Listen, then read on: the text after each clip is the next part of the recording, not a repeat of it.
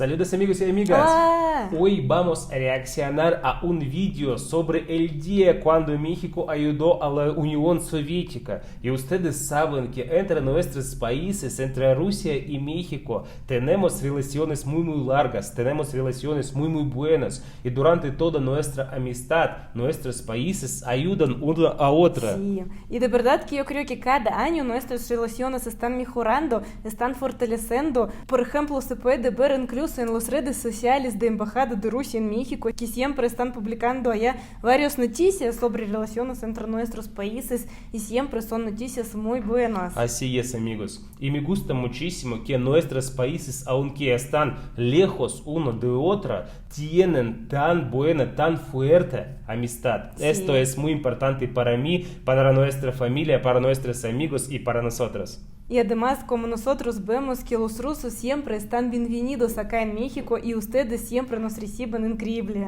Sí, amigos, y ustedes siempre están bienvenidos en nuestro Sí. país Rusia. Y amigos, este video usamos del canal Yo Locomotes y es muy buen canal con muchos interesantes vídeos. Y amigo, por favor, suscríbete a su canal, el link está en la descripción. Y no olvides suscribirse a nuestra página de TikTok y nuestros Instagrams. Y vamos a reaccionar. La historia de México es singular, una especie de telenovela para todos los gustos, con momentos trágicos, románticos y por supuesto, gloriosos. Momentos que incluso han ido más allá de sus fronteras. En varios videos pasados les he traído historias de mexicanos que han sido un orgullo para nuestro país, pues se comportaron con honor y valentía más allá de nuestras fronteras. Pero existe un suceso de gran honor para nuestro país y que hoy se recuerda poco o nada. En su tiempo causaría admiración por parte de la comunidad internacional. Y esto es cuando México acudió en ayuda de la entonces naciente Unión Soviética. Hoy deseo hablarles un poco de ello. Es por eso que Yo Locamotes tiene el placer de traerles el día de hoy, el día en que México acudió al auxilio de la Unión Soviética. Interesante tema, amigos. Sí. De la vida. No escuchamos, creo que sobre esto. En su propia revolución, México sería el primer país del hemisferio occidental en reconocer a la Unión Soviética, así como en recibir embajadores de ese país en su territorio, y enviar también representantes diplomáticos mexicanos a ese país. A pesar de ello, el intercambio político y comercial con Rusia sería limitado por presiones de nuestro vecino país del norte. Como siempre. Ajá, desde aquellos tiempos entonces. Tendría una gran influencia en la vida política de México en las décadas por venir, Lenin. dando el Estado mexicano un sistema híbrido entre el socialismo de Estado y el capitalismo. Esta influencia se hace evidente, por ejemplo, en la carta enviada en 1918 por Emiliano Zapata a su delegado en Cuba, Genaro Amezcua, donde Zapata le asegura que los fines de la Revolución Mexicana son los mismos que los de la rusa. No es de extrañar que el proletariado mundial aplauda y admire la Revolución Rusa del mismo modo que otorgara toda su atención su Son palabras de Emiliano Zapata. Revolución Mexicana, al darse cuenta que sus fines son los mismos de la rusa. Wow. Ojo. Cierro la cita.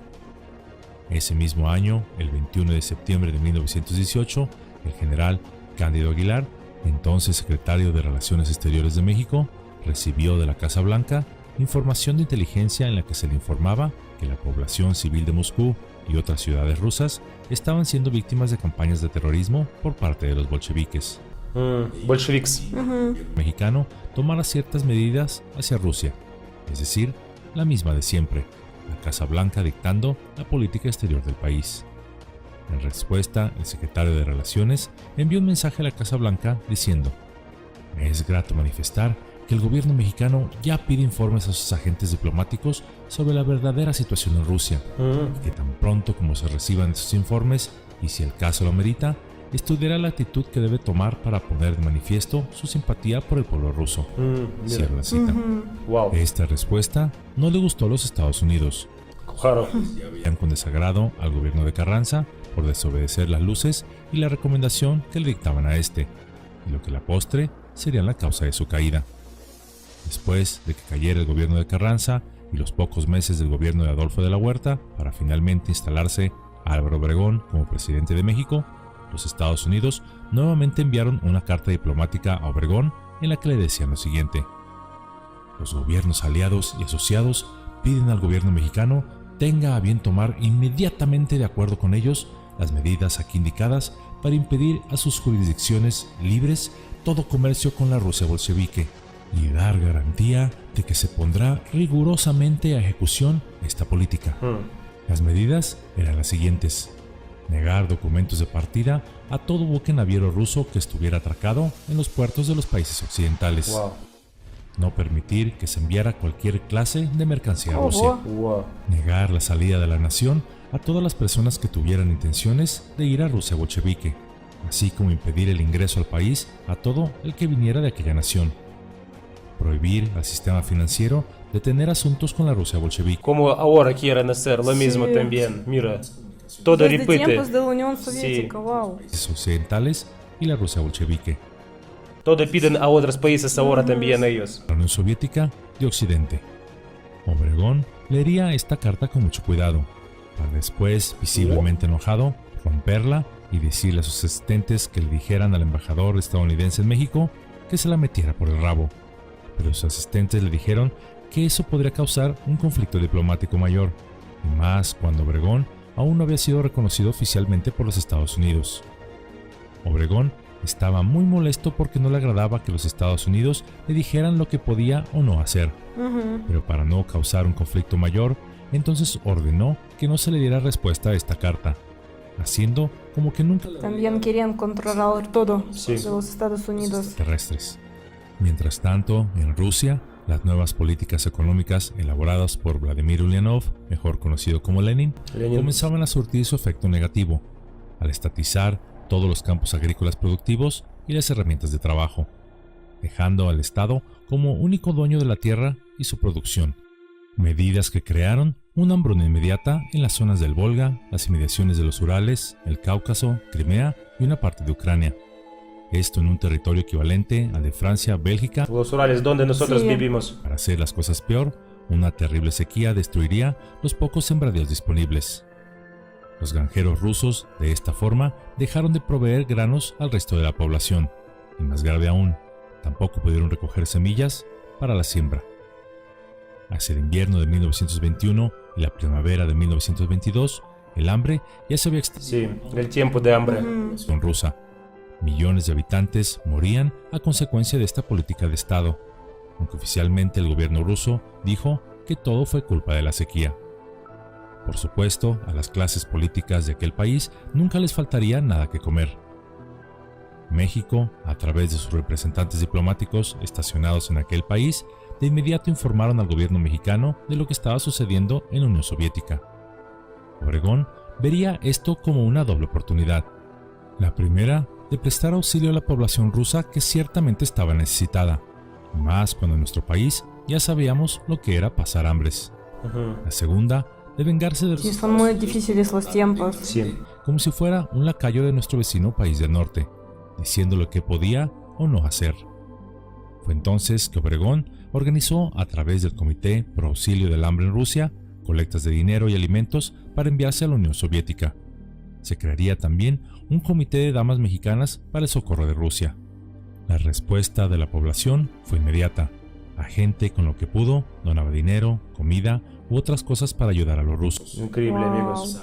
Qué gran ayuda. Muy distante y dividirnos idioma, costumbres y hasta religión, el saber que alguien muere de hambre y pudiendo hacer algo al respecto, nadie dudó en ayudar con lo que pudo.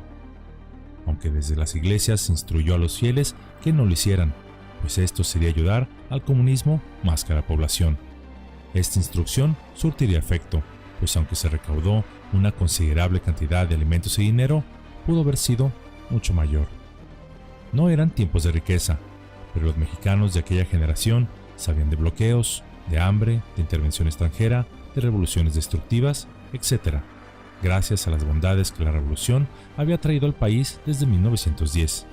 Por ejemplo, tan solo 6 años atrás, en 1915, las multitudes hambrientas de la capital del país se habían agolpado ante las puertas del domicilio en donde se reunía la soberana convención revolucionaria para plantearle a esta, de manera enérgica y hasta violenta, el problema del hambre, el cual sería agravado por la acción de los especuladores de maíz y trigo. La campaña de solidaridad con la Unión Soviética alcanzaría su mayor intensidad de 1922 a 1923. El gobierno mexicano dispuso también que varias toneladas de excedentes de la producción nacional de alimentos se enviaran a Rusia. Una cantidad indeterminada de buques mexicanos partieron de los distintos puertos en el país, llevando Increíble ayuda, amigos. a los ciudadanos. De verdad, gracias, amigos mexicanos. Y estoy segura que nunca ni los rusos ni gobierno ruso va a olvidar esta ayuda. Siempre van a ayudar también. Pues les habían informado erróneamente que México acataría las recomendaciones de aislamiento en contra de Rusia. Obregón les llamaba personalmente por teléfono o incluso se presentaba de imprevisto en los puertos de salida. Por supuesto, Mira, y Obregón estaba haciendo todo contra los Estados Unidos. Porque tiene su opinión, claro. los mexicanos alcanzarían finalmente los puertos rusos con su preciada carga, la cual fue recibida con beneplácito por el gobierno y pueblos soviéticos. El 25 de mayo de 1923, el presidente Álvaro Obregón recibiría una carta procedente de D.H. Dubrovsky, representante de la Cruz Roja Rusa en América con sede en Nueva York. En esta, el comité central de esa organización humanitaria agradecía al gobierno de Obregón la ayuda brindada por el pueblo y gobierno de México a las víctimas de la hambruna de la región del Volga. No es posible establecer el monto exacto de la ayuda total reunida por los diversos comités y agrupaciones humanitarias que surgieron, y no es posible porque la ayuda, desde la recolectada por la Federación de la Juventud Comunista, el Comité Pro Auxilio del Hambre en Rusia, así como la del Comité de Damas Mexicanas y por supuesto el gobierno mexicano para el socorro de Rusia, era canalizada a través de las organizaciones de beneficencia estadounidenses y de la Cruz Roja de los Estados Unidos. Además, los buques que partían desde México tan solo se llenaban casi al tope y no se registraba la cantidad exacta de ayuda.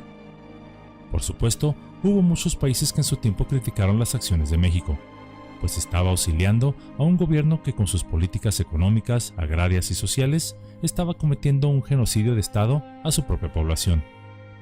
Ciertamente, lo que estaba sucediendo en la Unión Soviética no era producto de un desastre natural, sino de un plan social que había sido creado para someter a toda una nación, y a la postre influenciaría al mundo entero. No obstante, en ese momento, México decidió ver más allá de la política, y fuera de los varios millones de dólares y cientos de toneladas de alimentos de ayuda que llegaron hasta la Unión Soviética. Increíble. Sí, muy grande ayuda. Nuestro país percibió que estaba ayudando a salvar la vida a una incontable cantidad de personas sin nombre, pero con derecho a vivir. Y salvar una vida siempre estará por encima de cualquier cosa. Además, fue una manera sutil de decirle a los Estados Unidos que a México no se le ordena, se le respeta. Sí. Incluso esta ayuda llegaría más allá, cuando el gobierno de Obregón daría todos los fondos necesarios para la construcción de un hospital en Yalta, en la entonces Unión Soviética. Estas acciones no pasarían desapercibidas por nuestro vecino país del norte, al cual, a la postre, le cobraría su osadía a Obregón. Obregón no fue el mejor mandatario que ha tenido el país. De hecho, ha sido uno de los peores al haber firmado los infames tratados de Bucareli, así como mandado asesinar a Pancho Villa como requisito para que su gobierno fuera reconocido oficialmente. Pero como incluso todo mal mandatario, también tuvo un destello de luz. Pero así como las acciones de Obregón no pasaron desapercibidas para los Estados Unidos, tampoco lo hicieron para la Unión Soviética, pues el propio director de la Cruz Roja Rusa en las Américas dijo de México en una carta enviada al presidente Obregón y a la cual se encuentra hoy en día en el Archivo General de la Nación, lo siguiente: la historia inscribirá en sus más bellas páginas que en el momento en que el pueblo ruso sufría expuesto a la prueba del hambre y la miseria, fue el pueblo del lejano país de México quien ayudó y le dio fuerzas para continuar. Increíble.